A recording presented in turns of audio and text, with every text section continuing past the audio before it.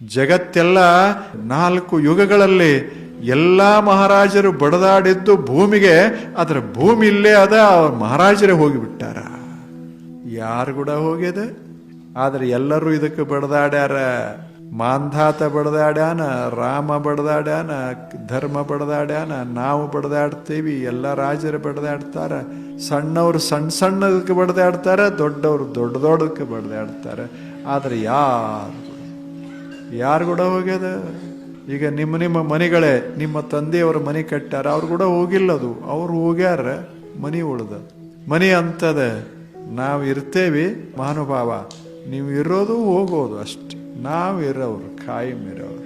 ನೀವು ಬೇಕಾದಟ್ಟು ನಮ್ಮನ್ನು ಕಟ್ರಿ ಮಾಡ್ರಿ, ನಿಮ್ಮ ಹೆಸರೇ ಮಾಡ್ಕೋರಿ, ಎಲ್ಲರೇ ಹೋಗ್ರಿ, ದಿಲ್ಲಿ ತಕ ನಿಮ್ಮ ಹೆಸರು ಮಾಡ್ಕೋರಿ. ನೀವೇ ಹೋಗಾಗ ನಿಮ್ಮ ಹೆಸರೇ ಏನಾಗ್ತದೆ? ಸುಮ್ಮನೆ ಇರೋ ತಕ ಒಂದಿಷ್ಟು ಮಾಡೋದು, ಇರೋ ತಕ ಮಜಾದಾಗಿ ಇರೋದು. ಈಗ ನಮ್ಗೆ ಯಾರು ವಿರೋಧ ಮಾಡ್ತಾರೆ? ಇದು ನಮ್ಮದೇ ಅಂತ ನಾ ಹೇಳ್ತೀನಿ. ನೀವೇನು ವಿರೋಧ ಮಾಡ್ತೀರಿ? ನೀವು ವಿರೋಧ ಹಿಂಗೆ ಎದ್ದು ಕೇಳೋದ್ರಾಗ ಬಿಟ್ಟು ಹೋಗ್ಬಿಡ್ತೀವಿ ಅಷ್ಟೇ. ನೀವೇನು ಏನು ಮಾಡೋರು?